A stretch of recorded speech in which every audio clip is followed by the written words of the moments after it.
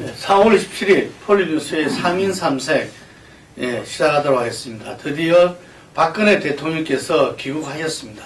근데 귀국하자마자 링거를 맞으시는 등 순방 중에 너무 힘들었던 것 같습니다. 아마 국내 상황도 어렵다 보니까 서로 겹치게 됐나 아닌가 싶은데요. 이 전격적으로 국무총리 사의 수용을 하고 지금 이임식 진행 중입니다. 총장 지금 어떻습니까? 이 청와대에서는 하루 이틀 좀 늦춰질 수도 있다는 기록가 있었는데 급작하게 다 결정되고 진행되고 있네요. 그걸 뭐 늦춰서 이렇게 뭐 상황을 반전시킬 수 없다고 보기 때문에 빨리 처리를 하고 28일 날이 이제 국무회의입니다, 내일이. 네. 내일 국무회의 전에 이제 국무회에서 이제 새로운 출발을 하고 싶다, 뭐 이런 의지인 것 같습니다. 그러니까 선거를 하루 앞두고 내일 이 어떤 메시지가 나올지 상당히 이렇게 주목되는 대목이네요. 예. 지금 대통령 사과 요구에 대해서 여당이 굉장히 거세게 지금 하고 있는데. 예, 여당은 대통령이 선거 전에 사과 발언을 함으로써 좀 성완종 파문을 확실하게 좀 깔아앉히고 그런 상태에서 투표에 들어가는 걸 바랐던 것 같습니다. 근데 이제 이 점에 있어서는 우선 대통령 본인이 지금 현 상황을 어떻게 판단하고 있냐 이것도 중요할 것 같고, 또 청와대 참모들이나 측근들이 어떤 보고를 올리느냐 이것도 이제 좀 관심이 쏠리는 대목인데, 지금 뭐 당청 간에는 좀 기류의 차이가 있는 것 같습니다. 당은 선거가 자기들 직접적인 승패가 걸린 문제니까 그 부분에 대해서 초점을 맞춘다면 아무래도 대통령은 그동안 해왔던 것과 마찬가지로 절차와 형식을 중시하고, 그 다음에 또 지금에서 뭐 검찰 수사가 진행돼갖고 뭐가 본격적으로 사실이 밝혀진 것도 아닌데 지금 상태에서 먼저 사과를 하라는 건 좀 지나친 거 아니냐. 특히나 이때까지 대통령 스타일로 봤을 때는 여권에서 저렇게 압박을 하는 거에 대해서도 상당히 좀 심리적으로 불쾌하게 생각하는 거 아니냐. 그래서 지금 당청 간에 사실은 이제 대통령이 출국하기 전에 김무성 대표를 급히 불러가 만나고 하면서 좀 이 상황을 앞두고는 조금 한 배를 탄 공동명체로 가는 거 아니냐 했다가 귀국을 하면서 오히려 또 좀 이렇게 좀 양상이 달라지는 그런 기류를 지금 보이고 있는 것 같습니다. 네, 사실 이번에 사정 정국이 말하자면 당대표, 원내대표 다 비박계가 정확함에 따라서 친박이 박근혜 대통령이 어떤 면에서는 비박계에 대한 일정 정도 좀 군비잡기 혹은 국정 운영의 주도력을 행사하기 위해서 시작됐다.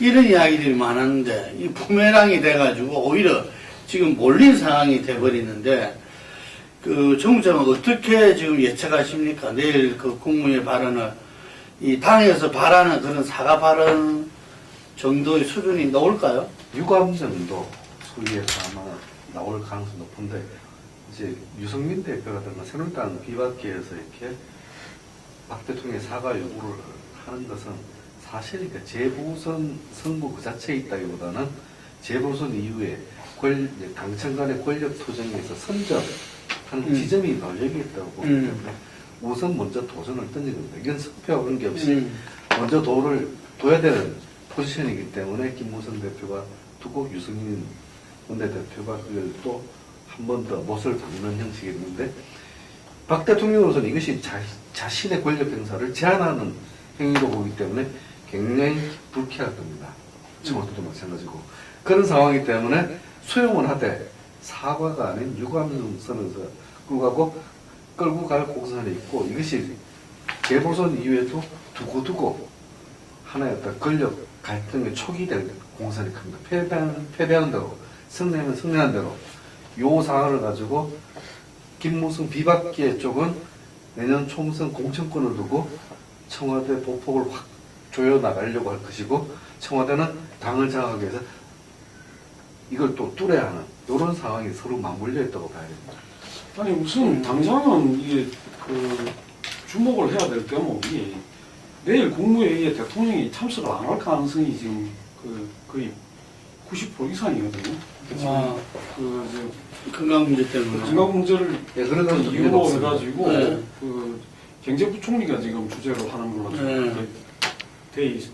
기정사실화 되어 있습니다. 그런 상태이기 때문에 지금 이 문제를 가지고 경제부총리가 대신 유감을 표명하는 네. 형식을 취한다. 전혀 맞지가 않죠. 지금 네. 국민 정서하고도 맞지 않고 오히려 그게 선거에 도움이 되기보다는 더 부정적인 영향을 그렇죠. 미칠 그건 그거야말로 가능성이 끌어모스름인데. 네, 그런 점에서 그러진 않겠죠. 네, 내일은 이 문제를 넘어가고 음. 이 대통령이 편찮아서 참석을 못한 상태고 총리가 없기 때문에 긴급한 현안만 다루고 선거 이후로 넘길 가능성이 높다. 근데 문제는 이제 이 문제가 조금 전에 이야기하셨듯이 이 친박과 이제 비박 간의 어떤 그런 문제도 있습니다만 바로 이 성완종 사건에 대한 수사의 방향 이런 문제하고도 상당히 영향이 있다. 그리고 이게 지금까지 검찰이 상당히 20일 가까이 진행이 되어 왔음에도 불구하고 한 명도 소환을 안 했잖아요. 저쪽 성완종 측근들만 지금 2명 구속한 상태고 이랬던 게 이제 대통령의 눈치를 보고 또 이 핵심 권력의 어떤 기류를 봐가지고 자기들도 어떤 수사 방향을 결정하겠다 이런 거였다고 한다면 일정한 대국민적인 그 메시지가 더불어가지고 수사에 대해서 일정하게 그게 나올 수 있는 그런 소지가 있기 때문에 이후에 이제 굉장히 좀 정부에 미칠 파장이 크지 않냐 그렇게 봐집니다. 지금 이 부딪히는 기류가 예, 제가 볼 때 일단 이 선거에 미치는 지금 현재 모든 판단은 1차적인 거는 재보선인 것 같아요. 재보선이고 그 다음 문제가 이후에 어떤 국정 주도권 예를 들면 이것은 그 총선까지 이렇게 공정까지 나가는 문제를 봤을 때 일단 재보선 부분에 있어 가지고 현재 뭐 이 언론을 통해서 국민들한테 상당히 지금 이렇게 깊게 들어간 이양구 이렇게 이제 전 총리죠. 전 총리나 그 홍준표 이 경남지사 같은 경우를 소환해서 TV 화면에 나오게 하는 언론에 이렇게 그 일면을 까는 이런 걸 하지 않을 것 같아. 이게 어쨌든 선거에서 그게 되면은 뭐 그냥 예를 들면은 그 부패 심판론이 확 따라오르기 때문에 그건 재보선 이후로 넘길 것 같고 그 다음에 이 재보선에 대한 책임론 만약에 뭐 말하자면은 유승민 대표의 어떤 진솔한 사과 예를 들면은 뭐 진솔한 사과로 표현했지만 모았을 때 진솔한 사과로 본다면은 진솔한 사과가 없어서 재보선 졌다 예를 들면 그래 되면은 상당 부분 책임을 갖다 대통령이 안을 수밖에 없게 되잖아요. 그런데 현재 재보선에 대한 어떤 이 예측 진단이 그리 지금 새누리당이 나쁘지 않다. 예를 들면 한석을 자기 당은 이렇게 내놓고 치른 선거고 세석 전보다 야당 의석이었기 때문에 뭐 말하자면 한석만 받아도 뭐 자기들은 평균하는 거다 이게. 그래서 두 석만 이렇게 하더라도 승리다. 세석이면 압승이다. 뭐 이래 되는 거 아니겠어요? 그래서 지금 이제 뭐 대체로 지금 그 예측이 여야 2대2 정도의 예측이 되기 때문에 제가 볼 때는 이거는 뭐 그냥 평균이 아니라 승리라 이야기할 수 있는 이 차원이기 때문에 아마 그런 모습 지금 여당 수뇌부가 요구하는 이 여당이 비박계가 요구하는 그런 차원의 어떤 사과는 하지 않을 것이다. 그리고 이제 제가 오늘 코리아타임즈에 이야기했지만 박근혜 대통령은 지금까지 정치하면서 쭉 봤을 때 지난 대선 때 인혁당 2개의 판결 해서 그때 사과를 하고 헌법적 가치를 훼손했다. 그런 외에는 거의 다 의례적인 어떤 이 모양의 사과고 유감 표명이었지 국민들한테 진짜 자기가 그 딜로 물어서서 무릎 꿇었거나 하는 느낌은 안 줬던 것 같아요. 그만큼 키가 세고 예를 들면은 원리 원칙상 어떤 이 본인이 어떤 잘못을 이렇게 인정하고 세월호 때도 그 숱한 국민들의 요구와 그거 속에서도 버텨내면서 유감 표명을 하면서 이후에 어떤 수사가 다 끝난 다음에 어떤 자기식의 사과를 한다는 거죠. 예를 들면은 어떤 사람이 요구하더라도 그게 자기가 바라보는 가치, 본인이 바라보는 어떤 평가, 인정, 이 속에서 어떤 가져가지 않나 이런 생각을 좀 해봅니다. 그래서 일단은 그런 재보선의 어떤 게 1차적으로 어떤 이 행태를 결정한다면은 그리고 본인의 어떤 지금까지 스타일, 가치, 이렇게 행태를 보자면은 어쨌든 이 지금 대통령 사과 요구 부분들은 이 국민들이 볼 때는 미흡할 수밖에 없다. 이렇게 봐지는 거거든요. 어쨌든 지금 이틀 뒤에 남은 게 재보선입니다. 지금 이제 그래서 재보선이 가장 현재로서는 이 중요한 부분인데 재보선에 대해서 우리가 그동안 이 계속적으로 이야기를 해왔는데 자 지금 시점에서 이제 이틀 남았습니다. 그 전국적인 재보선 네 군데 어떻게 보십니까? 이준석 새정치연합 이렇게 전략기획 본부장이 말씀해서 4대 0으로 이길 수도 있고 4전 전패를 할 수도 있다. 그만큼 이렇게 뭐 상황 자체가 힘들다. 뭐 표현 자체로 절체절명이다라는 표현까지 했어요. 그만큼 이렇게 자신들도 이기면 대승하지만 패배하면 대패한다 이런 상황입니다. 이런 상황을 이제 보면은 기본적으로 이번 선거 구도가 두 개의 전선을 가지고 새정치연합이 싸우기 때문입니다.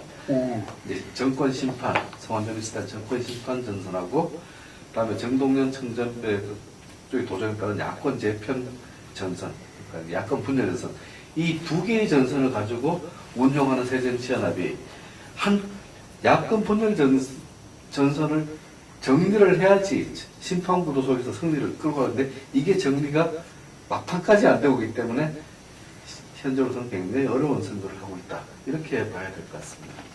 그런데 주관님이 정권 심판 자체도 수도권에서 이 새정치연합이 처음부터 조금 안 가져가려고 했던 전선 아닙니까? 그렇습니다. 예.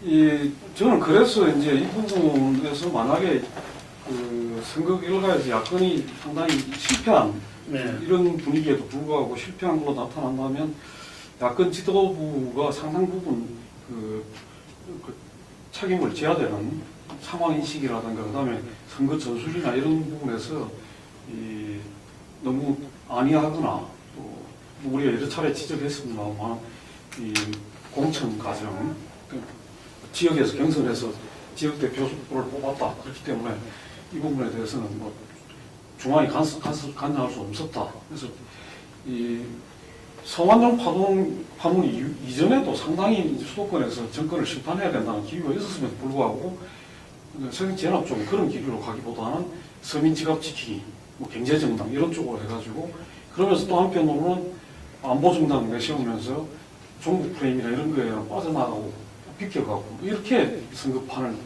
짰단 말이죠. 그러다 보니까 초반에 거의 다 불리하다 이런 거였는데 그 부분이 아까 말씀하신 대로 이 성완종 파문이 어떻게든 이 상당히 영향을 미치면서 거의 접전을 하는 양태까지 왔지만은 그 부분을 돌파를 못 해내고 다시 주저앉게 된다면 그건 처음부터 당당하게 정권 심판론으로 가가지고 치열하게 공방을 벌이면서 이 승부를 걸었어야 되는데 그러지 못했던 그 야권 지도부의 좀 태도, 그 다음에 그 과정에서 빚어졌던 이 당 안팎에 있는 모든 세력을 결집시켜가지고 중심을 잡고 가는 것보다는 당내 구세력들한테 기대가지고 호남을 어떻게 지키려고 한다든가 뭐 이런 식의 모습들을 보이면서 이제 굉장히 실망감을 줬던 것도 사실이거든요. 그러면서 이 선거운동이나 이렇게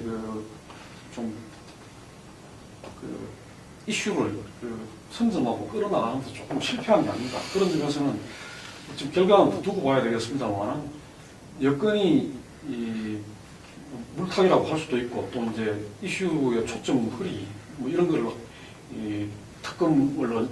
특사를 언제 했느냐 이런 거 이야기하고 야권에 또 관련자가 있다 이런 게 아무것도 안 드러났습니다만은 그런 걸 가지고 하면서 상당히 이제 그 여건이 어려운 조건에서 선방을 해내고 야권은 좋은 분위기에도 불구하고 그 유리한 흐름을 잘 타고 가고 성세를 붙이는데 실패했다고 그렇게 봐야 됩니다.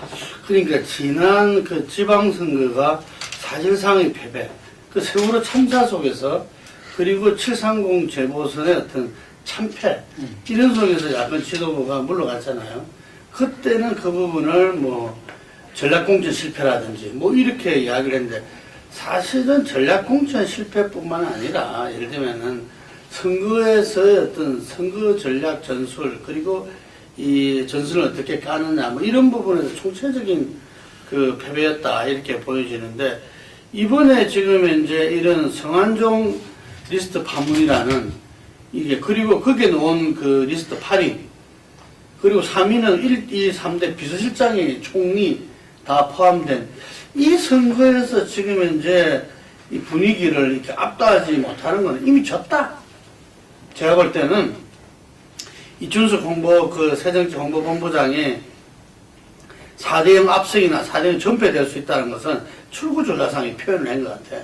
그런데 도대체 이 분위기 속에서 압도적이지 못하면은 도대체 내년 총선에서 어떤 환경을 만들어서 승리할 수 있는지 참 이 깝깝하게 이 짝이 없고요. 예를 들면은 유능한 경제정당, 안보정당은 어떤 그 기본을 충실하는 데 나가야 되는 거고 예를 들면 정치가 생물이고 정말 그 선거라는 게 역동성이 중요한 거라면은 이때는 정확하게 표적을 잡아서 나가야 되고 거기서 더 이렇게 그 조성된 이 선거 환경, 유리한 선거 환경을 모아서 가야 되는데 그러기에는 문재인 대표 그리고 현 지도부가 이렇게 너무 무능했다 봅니다. 우리가 이전에 그 참여정부를 여러 가지 면에서 이야기했을 때 한 단어로 이야기했을 때 우리가 무능이란 말이 그때 이야기했던 것 같은데 지금 이번 선거전에서는 새정치연합이 뭐 지금 현재 이 상태에서 신성하고 말고를 떠나서 한마디로 말하면 무능했다. 예를 들면 우리가 그 이전의 여야가 이 선거에 붙었을 때 이런 성한종 리스트 파문이 있을 때 이게 비슷하게 이렇게 간다는 것은 이게 말이 안 되는 그 이야기고 그리고 예를 들자면은 그 간악을 같은 데서도 정동영 이 무소속 후보에게 예를 들면은 그분도 야권 재편을 통해서 정권 교체를 하겠다는 입장이니까 거기에도 당당하게 예를 들면은 문재인 대표가 그 찾아가서 찾아야 야권 재편을 함께 논의하자. 근데 지금은 선거니까 이 선거에서 정권 교체로서 국민 심판을 해야 된다. 뭐 이런 모습들이 나와줘야 되는데 여전히 뭐 강주 가가지고도 어쨌든 야권 분열하는 그 책임 탓만 하고 있는 이런 실정에서 말씀하신 대로 이번 선거가 뭐 그나마 그래도 뭐 4대0으로 압승할 수 있다고 모르겠지만 그렇지 않는 상황에서 2대2가 되고 그게 거기에서 겨우 한 석 정도 실제로 4대0 가능성도 지금 농후한 거고 새정치로서는 그랬을 때는 문재인 대표 체제가 뿌리채밖에 흔들릴 수밖에 없다. 내년 총선을 이 좋은 환경에서도 이만큼 됐는데 내년 총선을 어떻게 이 지도를 묶고 간단 말이냐. 이게 박근혜 대통령한테 여당이 내년 총선을 위해서 여러 가지로 지금 압박을 가하고 했듯이 야당 입장에서는 어쨌든 간에 문재인 대표 본인이 그 전당대회도 이야기했지만 총선을 승리하는 이겨내는 어떤 대표가 되겠다 했는데 그 재보선에서 이렇게 유리한 환경에서도 못 해낸다면은 본인 스스로도 내년 총선을 필승해내는 대표다라는 말을 하기 어렵지 않겠느냐. 그래서 저는 이번에 뭐 좋은 말로 압승할 수 있고 전패할 수도 있다 그러지만 사실상 한승이나 연패가 된다면은 이 문재인 대표 체제에 대해서 이 새정치 내에서 또 야권 전체에서는 이 격심한 어떤 비판과 그 흔들기가 시작될 수밖에 없다. 이래 보여집니다. 그러니까 재보선 판세에서 지금 뭐 이틀밖에 안 남았습니다만 지금 대통령이 보이고 있는 그 뭐 좀 심하게 말하면 칭병을 해가지고 지금 그 국무회의도 그거 하고 하는 이런 게 또 어떻게 작용할지 그건 조금 지켜볼 그 필요가 있을 것 같고 그 다음에 또 그거로 인해 가지고 이 여권 내에서 이제 좀 미묘하게 지금 그 당이 공세를 취하고 또 청와대가 이제 그거에 대해서 좀 부정적이거나 내지는 반발하는 이런 기류들이 어떻게 비칠지 뭐 그런 부분이 좀 남아 있기는 한 것 같습니다. 그러나 뭐 이미 그 저쪽 분석에서는 아마 여권 지지층은 어느 정도 결집이 됐고 또 그 부분을 투표장에 끌어낼 수 있다고 보기 때문에 저런 거 아닌가도 생각이 되고 그런 점에서는 결과에 대해서 야당의 썩 유리한 결과가 나오지는 않지 않겠나 이렇게 보는 것이 현 시점에서는 그게 좀 맞을 것 같습니다. 기본적으로 이렇게 야권 분열 구도가 하나의 판을 이렇게 장악하고 있다. 이것은 부인할 수 없는 사실입니다.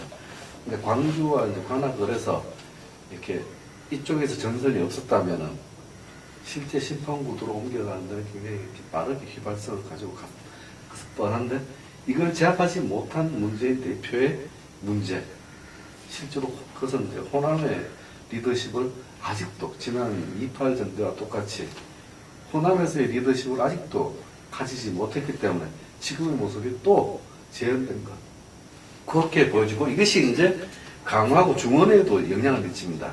야권 지지층은 전체 분위기 속에서 이제 강화하고 중원에서 그 흐름을 타고 이제 야권 지지층이 투표장에 나오는데 현재 관악과 호남에서의 분열 구도가 이쪽에서 약 5%포인트 정도가 이렇게 떨어질 수가 있다. 이것이 이제 사실 뭐 저희들로서는 이제 그렇게 판단하지 않을 수 없거든요. 중원에 이제 호남 분들이 계시는데 이분들이 혼선이 오고 있는 상황입니다. 이분들이 과연 투표장에 제대로 봉헌되지 않을 공산이 크다. 뭐 그렇게 봐야 될 부분이 있거든요. 이런 것들이 이제 여론조사에 다 반영되고 있다고 판단됩니다. 예, 그러니까 이제 박근혜 대통령이 청와대와 비박계가 장악하고 있는 새누리당 간에 이번 선거를 어떻게 이 선거의 매력을 갖다가 어떤 형태로 될 거냐 하는 것은 또 한편 이제 이후 정부를 어떻게 풀어나갈 것인가 또 그 속에서 어떤 국무총리의 어떤 새로운 인선 이 부분들에 주목되고요. 야권은 어떤 형태든지 현재 그 문재인 대표에 대한 문제 제기와 야권 재편이 이게 답을 내지 않는다면은 이 총선이든 어떤 선거든지 좀 치르기가 상당히 어렵다는 것이 좀 이번 선거를 통해서 나타난 것 같아요. 이게 여기까지 하겠습니다.